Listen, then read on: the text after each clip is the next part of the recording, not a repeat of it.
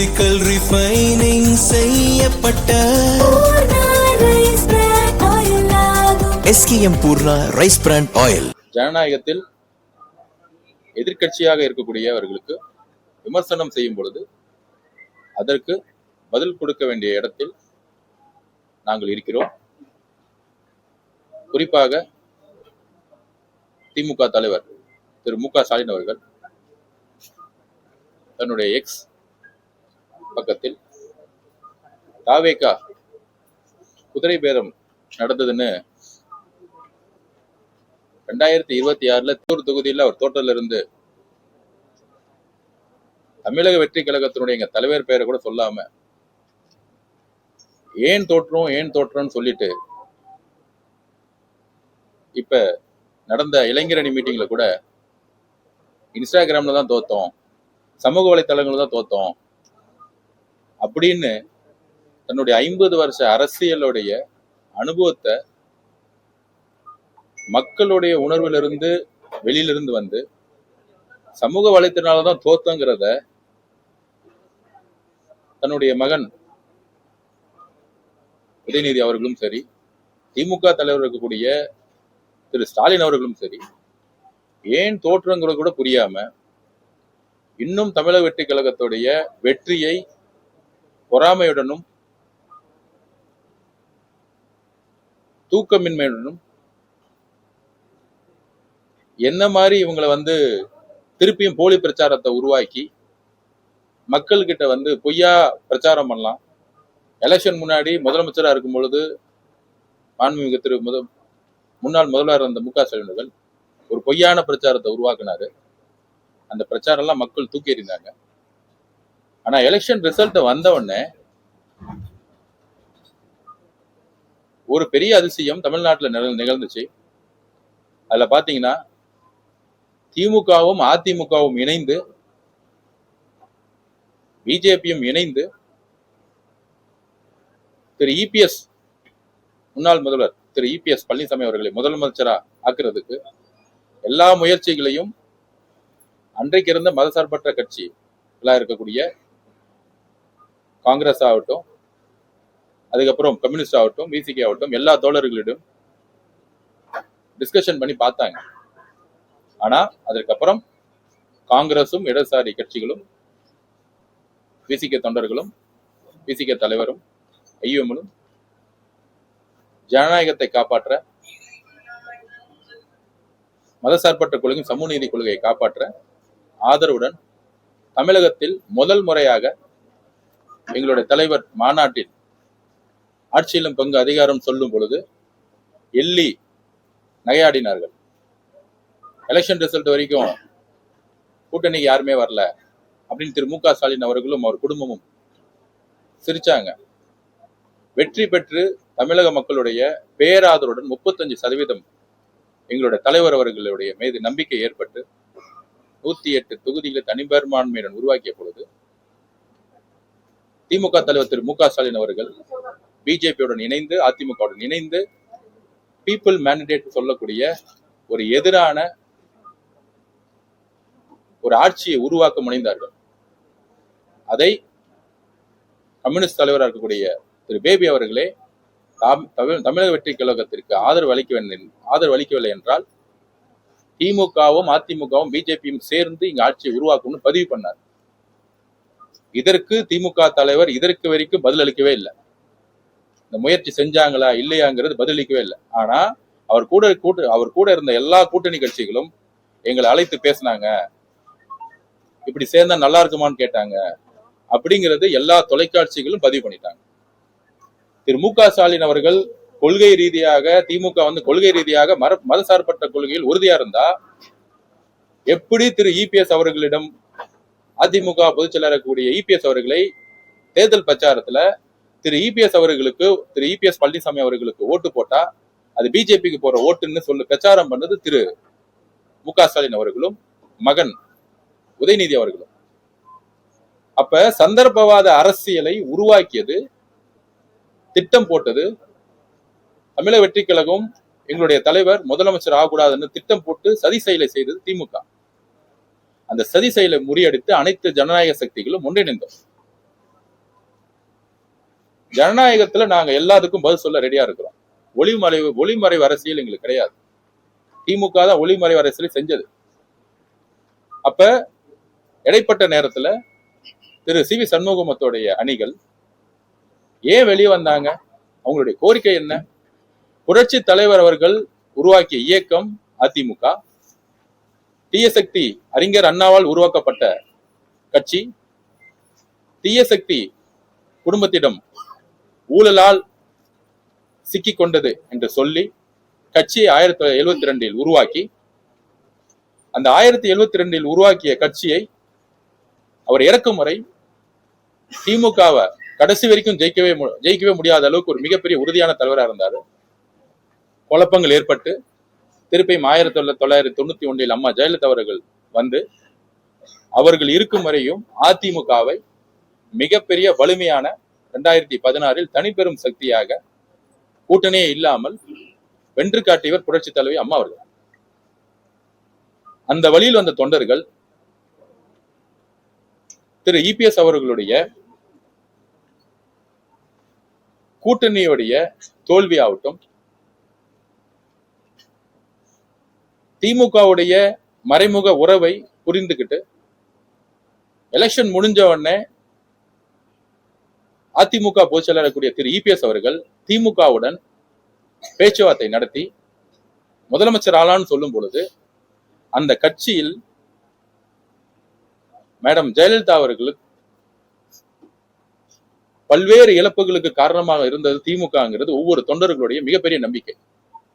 அப்படி வாழ்நாள் முழுவதும் புரட்சி தலைவி அம்மா அவர்களும் எம்ஜிஆர் அவர்களும் எதிர்த்த ஒரு கட்சியுடன் தான் முதலமைச்சர் ஆவதற்காக திரு இபிஎஸ் பழனிசாமி அவர்கள் பேச்சுவார்த்தை நடத்தி அதை கம்யூனிஸ்ட் தோழர்களும் ஜனநாயக சக்திகளும் எதிர்த்ததுனால அந்த பேச்சுவார்த்தை நின்றுச்சு.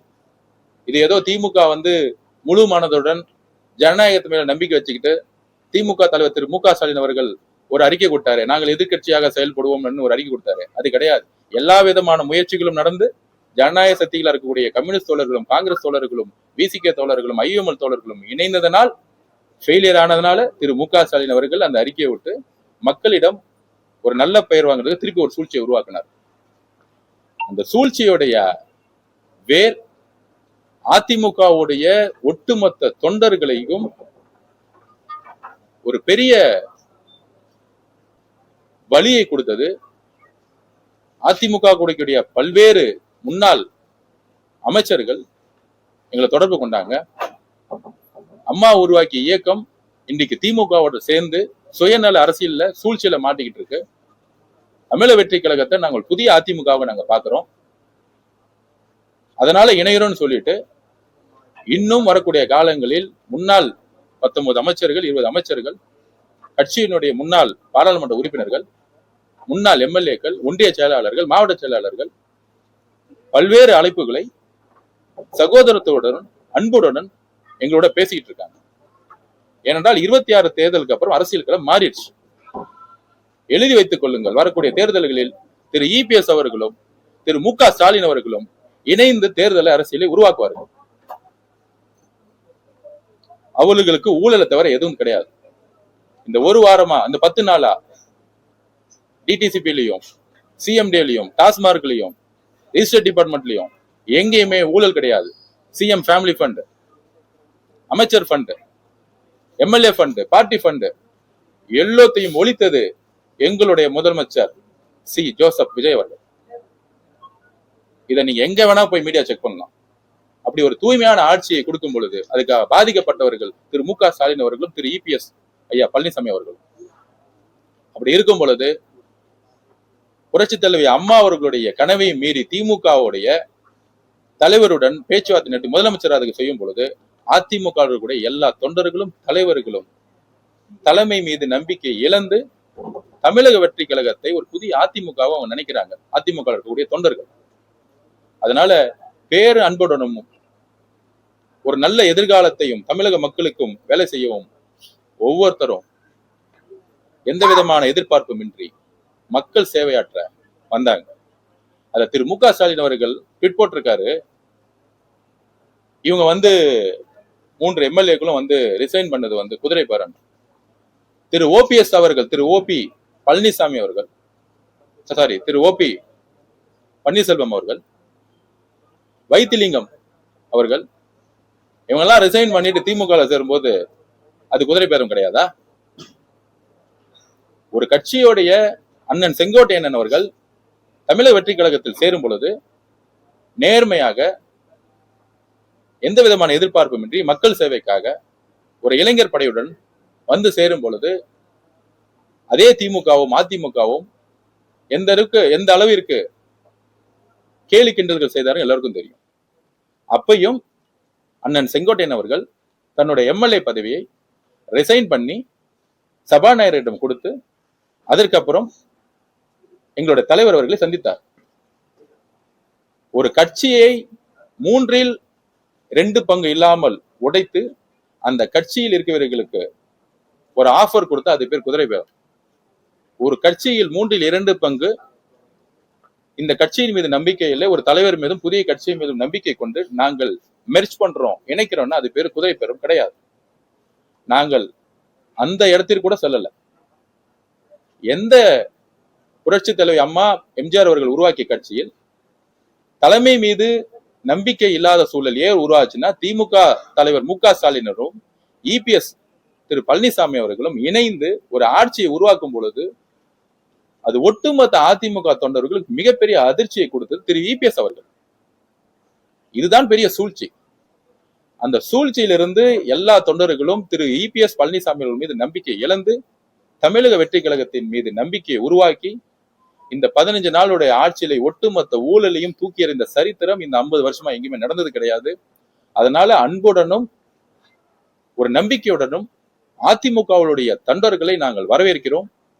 இன்னும் அதிமுக கூடிய பல்வேறு நாடாளுமன்ற உறுப்பினர்கள், மாவட்ட செயலாளர்கள்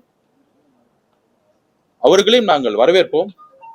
ஏனால் புரட்சி தலைவர் எம்ஜிஆர் அவர்கள் உருவாக்கிய கட்சி நாளைக்கு திமுகவுடன் சேரப்போகுதுன்னு அவங்களே ஃபீல் பண்றாங்க. சேர்ந்து தேர்தல் அரசியல உருவாக்கணும்னு அவங்க நினைக்கிறேன்னு ஒவ்வொரு எம்எல்ஏவும் சொல்ல ஆரம்பிக்கிறாங்க. ஏன்னா அந்த பார்ட்டி இன்டர்னல் மீட்டிங்ல திரு இபிஎஸ் பழனிசாமி அவர்கள் அந்த 47 எம்எல்ஏ மீட்டிங்ல இருக்காங்கிறது அவங்க பதிவு பண்ணியிருக்காங்க எங்ககிட்ட. அப்ப அந்த அதிர்ச்சியிலிருந்து பல்வேறு எம்எல்ஏக்கள், பல்வேறு நாடாளுமன்ற உறுப்பினர்கள், முன்னாள் நாடாளுமன்ற உறுப்பினர்கள், மாவட்ட செயலாளர்கள் ஒரு அன்புடன் இணையணும்னு நினைச்சாங்க. அதனால சட்டத்தின்படி சபாநாயகர் அவர்களை சந்தித்து ஒவ்வொரு சட்டமன்ற உறுப்பினருக்கும் தன்னுடைய பதவியை ராஜினாமா செய்ய எல்லா விதமான அரசியல் அதிகாரம் இருக்கு. அதனால மக்கள் முன்பு நேர்மையாக தன்னுடைய பதவியை ராஜினாமா செய்த பிறகு என்னை சந்தித்தார்கள். சந்தித்த பிறகு முதலமைச்சரை மரியாதை நிமித்தமாக சந்தித்தார்கள். இப்பொழுது ஸ்பீக்கர் அனௌன்ஸ் பண்ண பிறகு இன்றைக்கு முறையாக அதோட உறுப்பினர் கார்டை வந்து பொதுச்செயலாளர் ஆனந்தன் அவர்கள் முன்பு, அண்ணன் ஆனந்தன் முன்பு அதை வாங்கி முறையாக சேர்ந்திருக்கிறார்கள். இங்கு ஜனநாயகம் எங்கும் மீறப்படல. அதனால திரு மு க ஸ்டாலின் அவர்களுடைய தோல்வி அவர்கிட்ட பதிவு பண்றேன்.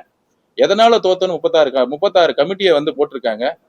அவருடைய மிகப்பெரிய தோல்விக்கு அவருடைய மருமகன் சபரீஷ் அவர்களும் அவருடைய மகன் உதயநிதி அவர்களும் 36 டிபார்ட்மெண்ட்டை 13 டிபார்ட்மெண்டா பிரிச்சு 17 டிபார்ட்மெண்டா பிரிச்சு எல்லா துறைகளிலும் ஊழலை உருவாக்கி ஒட்டுமொத்த பணத்தையும் கலெக்ஷன் பண்ணி நெடுஞ்சாலைத்துறை, PWD, highways, civil department, registration department ஊழலை செஞ்சு அந்த ஊழல் மூலம் பணத்தை ஒவ்வொரு தொகுதியிலும் 30 கோடி ரூபாய் செலவு செய்து அப்ப மக்களுக்கு வந்து ஒரு மாற்றம் வேணும்னு நினைச்சாங்க. இந்த வெற்றி சாதிக்கு எதிரான ஒரு வெற்றி இல்ல. சாதியை புறக்கணித்து மக்கள் தேர்ந்தெடுத்திருக்காங்க, மதத்தை புறக்கணித்து தேர்ந்தெடுத்திருக்காங்க, பணத்தை தூக்கி எறிஞ்சிருக்காங்க, பழமையான அரசியலை தூக்கி எறிஞ்சிருக்காங்க. அதனால இந்த பொய்யான சூழ்ச்சியான பரப்புரைகளுக்கெல்லாம் கடுமையாக நாங்கள் மக்கள் முன் நின்று இப்பொழுதே நான் ஓப்பனா பேசுறேன்.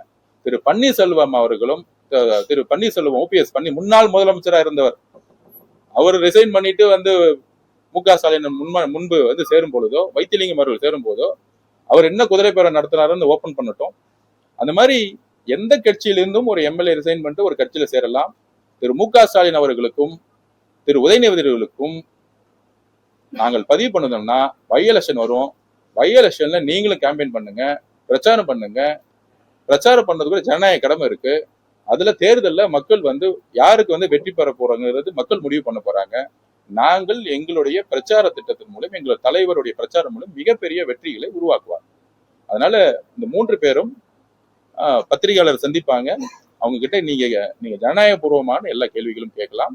இதை வந்து இதை வந்து ஒளிச்சு மறைச்சு பேச்சுவார்த்தை நடத்தக்கூடிய அரசியலை புதுசாக உருவாக்கக்கூடிய இளைஞர்கள் கொண்ட தலைவர் உருவாக்கிய கட்சியில் அது கிடையாது.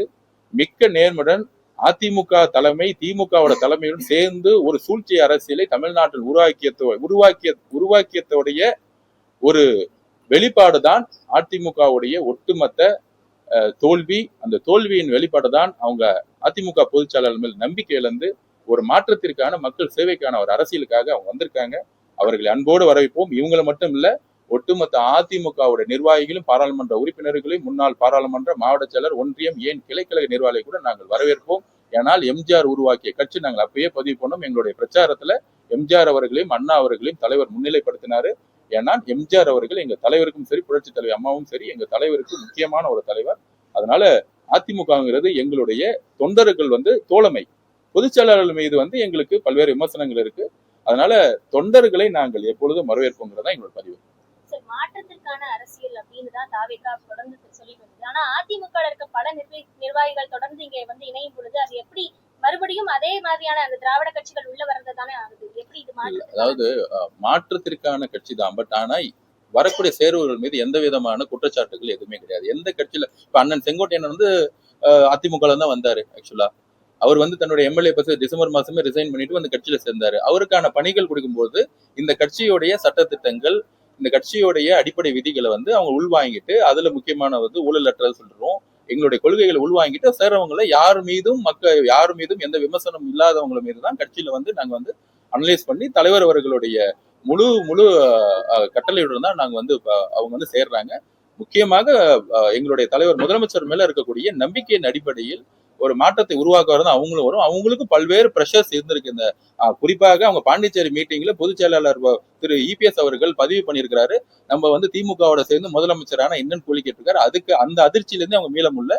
அதோடைய வெளிப்பாடுதான் இந்த ஒரு கட்சி மீது நம்பிக்கை இழந்து ஒரு அதிமுகவுடைய கொள்கைக்கும் குறிக்கோளுக்கும் தமிழக வெற்றி கொள்கைக்கும் குறிக்கோளுக்கும் எம்ஜிஆர் அவர்களுடைய குறிக்கோளும் கொள்கைக்கும் எந்த விதமான வேறுபாடு கிடையாது. இது இயற்கையாகவே தமிழக வெற்றி கழகத்தை அவங்க பாக்குறாங்க. அதனாலதான் நாங்க உடனடியா அந்த புரோட்டோகால் படி கட்சியில அவங்க சேர்ந்த பிறகு என்ன விமர்சனம் வச்சா இன்னைக்கு ஒளிமறைவு பத்திரிகைகளை செஞ்சு நாங்க பதில் கொடுத்துட்டு இருக்கோம். இங்க வரக்கூடியவர்கள் எல்லாருமே ஒரு தூய்மையான ஒரு ஆட்சிக்கு அவங்களும் உறுதுணையா இருப்பாங்க பதிவு பண்றோம். சிட்டிங் எம்எல்ஏக்கள் மேலும் அதிமுகவில இருந்து வர போறாங்களா? இப்ப 3 பேர் வந்திருக்காங்க, மேலும் பேச்சுவார்த்தை நடந்துட்டு இருக்கா? நீங்க பொதுச் செயலாளர் தவிர்த்து அதிமுகவில இருந்து யாரால வரலாம் நீங்க அழைப்பு விடுக்கிறீங்களா? கண்டிப்பா பொதுச் செயலாளராக இருந்தாலும் சரி, மக்கள் மன்றத்துல நல்ல பேர் யாருக்கெல்லாம் இருக்கோ கண்டிப்பா அவங்க வரவேற்றிருக்கும். குறிப்பாக புரட்சி தலைவருடைய நிர்வாகத்துல இருந்தவரும் புரட்சி தலைவி அம்மா மீது நம்பிக்கையாக இருந்தவங்களாகட்டும் அவங்களை கண்டிப்பாக தலைவர் அவர்களிடமே அவங்களுக்கு நோட்ஸ் போது தலைவர் அவர்கள் ஒவ்வொருத்தரையும் பார்த்து கண்டிப்பாக அவங்களோட அன்போட வரவேற்கிறார்.